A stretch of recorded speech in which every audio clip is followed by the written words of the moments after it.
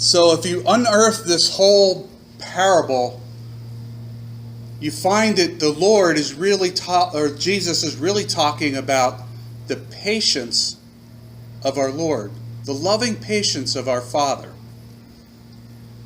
There's some other little lessons in there, but overall, he's trying to get to the point that the Lord has so much patience for us.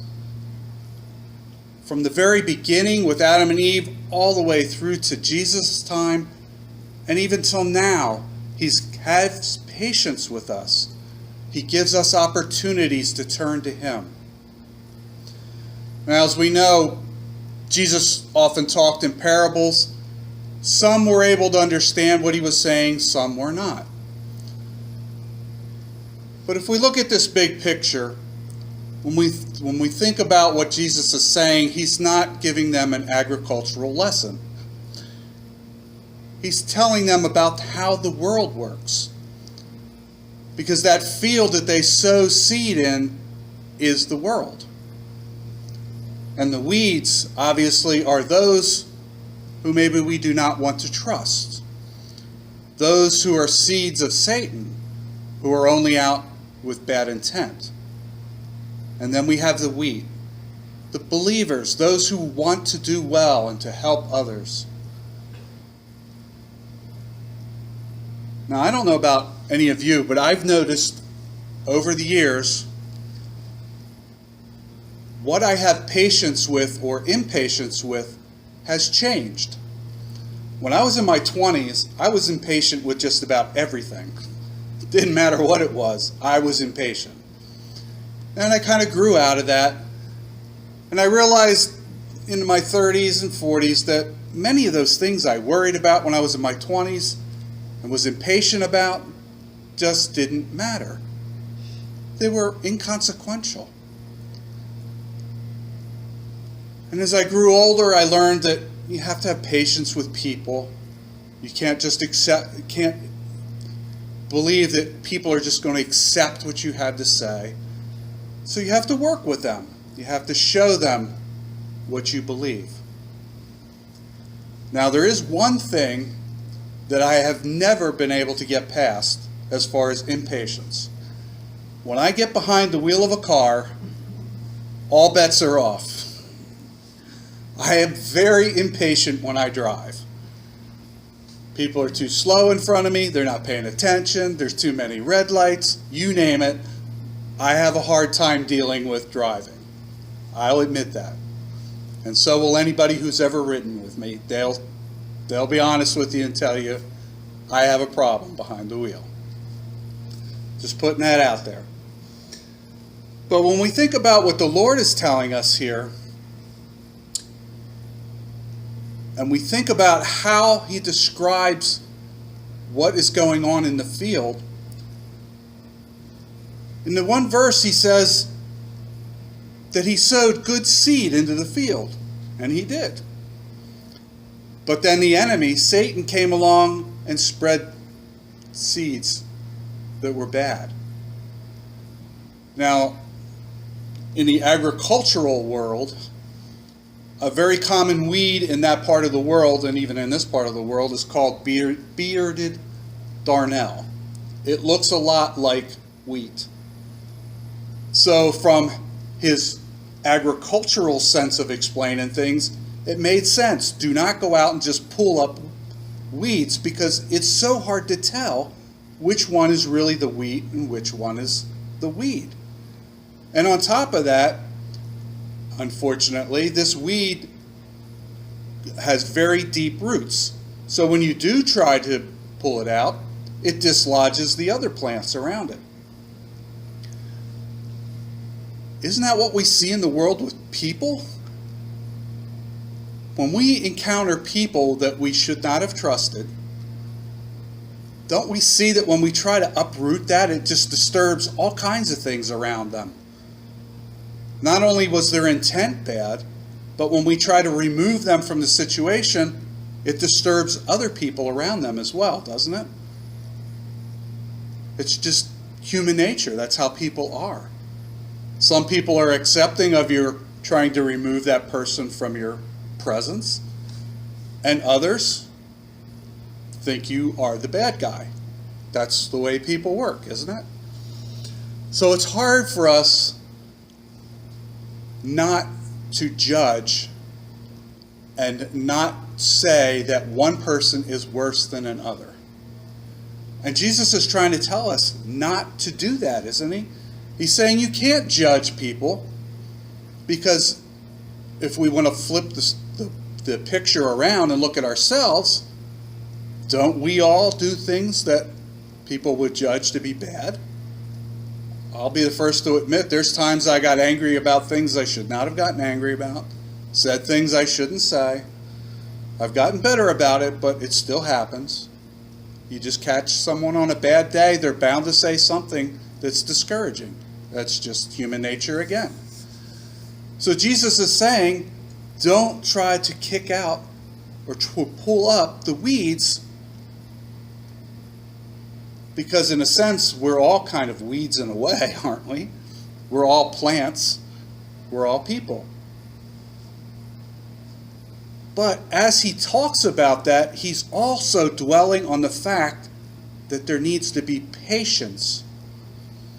Patience in dealing with the bad seed. Now, if we jump over to 2 Timothy in the 2nd chapter, Paul's talking about us dealing with evil patiently and with gentleness. We're not to return evil deeds by doing evil things. That's not the way it's supposed to work. That's not the way Jesus wants us to operate. He wants us to deal with people in bad situations with gentleness. And when we think about that whole thing of patience of the Lord, and we think, and I often think this myself, why does he allow certain people to continue? I mean, we have terrorists in our world. We go back to World War II, we had Hitler and Stalin.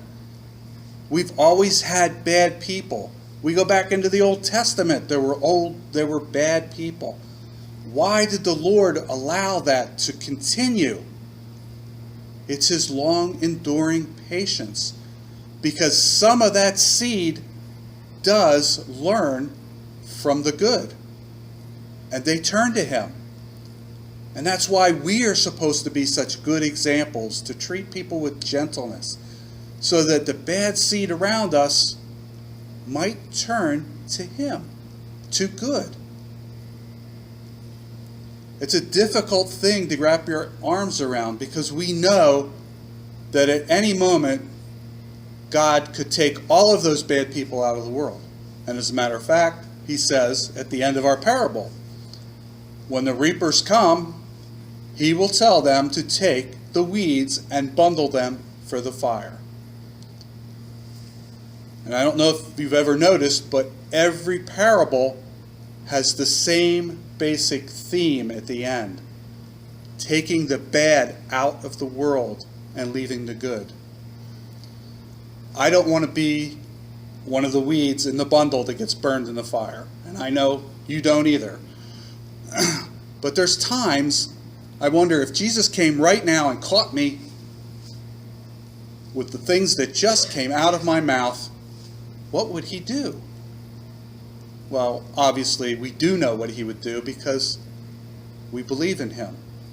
And he's gracious, and he cares for us. He's not going to condemn us for one silly thing that we do. He's going to be gracious and merciful to us. Now, it might be painful to stand before him and admit that we did the things we did, but he is going to love us and care for us and be gracious. And we know that because it's all throughout the Bible. It's explained many times, the Old Testament and New Testament. The Lord will always be patient with his people.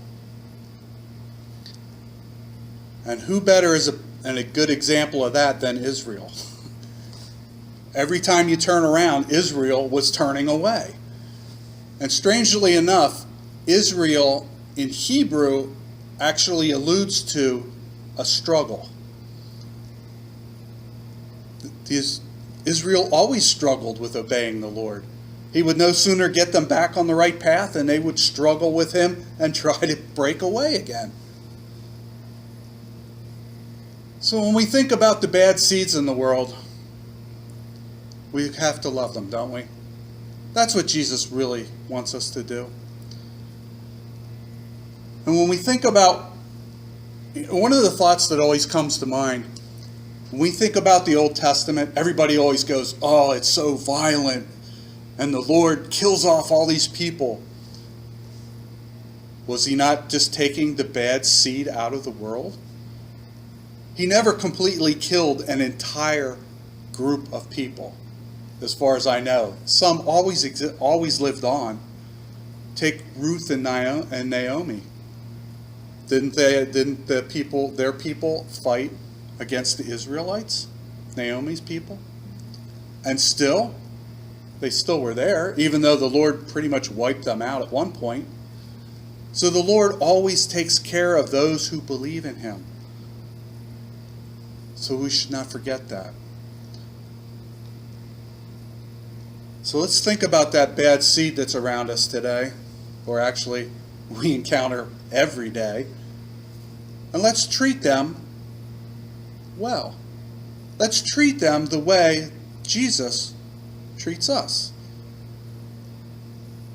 With love. And not a return of spite, so to speak. I think I might have mentioned this to this group once before, but I read this article, psychology, I forget which digest it was in. Basically, the title of it was, How to Prevent 90% of Your Stress. And you know what it was? It's not act like the person who just attacked you. Just dismiss it. Walk away. Don't dwell on it. And how true that is, isn't it? How true that is. Jesus never dwelt on what people said to him, did he? He gave them their answer, and he went on his way. And pretty much Paul did the same thing. Paul emulated Jesus. So we want to emulate them as well, don't we? So this day and every day, let's look into our hearts. Let's really think about how we are going to respond to situations. Let's respond with the love of Jesus Christ. Amen.